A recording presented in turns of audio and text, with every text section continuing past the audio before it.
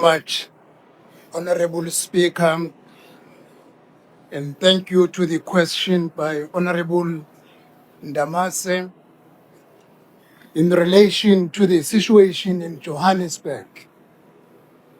The challenge that occurred in Johannesburg should be understood in the context of its systematic and multi-sphere challenges.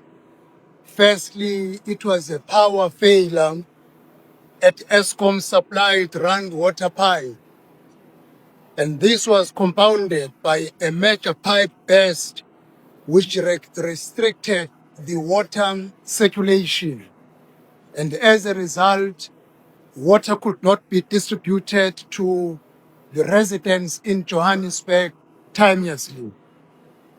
The contributing factors in the challenge in Johannesburg included the aging infrastructure, high levels of non-revenue water, illegal connection, as well as the inadequate redundancy in both electricity and water systems.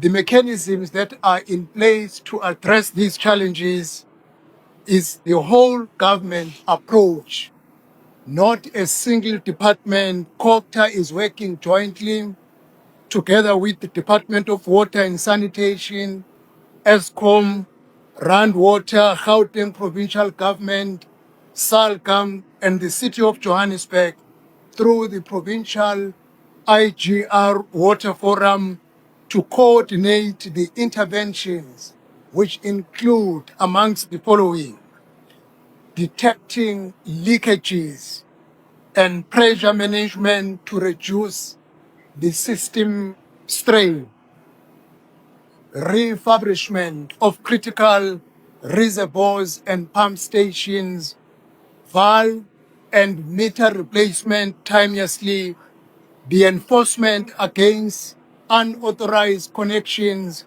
and a joint Eskom Rand Water contingency protocols. Chairperson, Honorable Speaker, Johannesburg Water is also implementing resilience investment supported by Department of Water and Sanitation, working together with COGTA. In the month of February, they completed the Brixton groundwater reservoir, which is going to provide extra water to the people of Johannesburg. And on the 8th of March, the refurbished Brixton emergency booster was commissioned. These actions, Honorable Speaker, have attempted to resolve a critical challenge in the city of Johannesburg, as we are doing so in other municipalities throughout the country. Thank you very much, Honorable Speaker.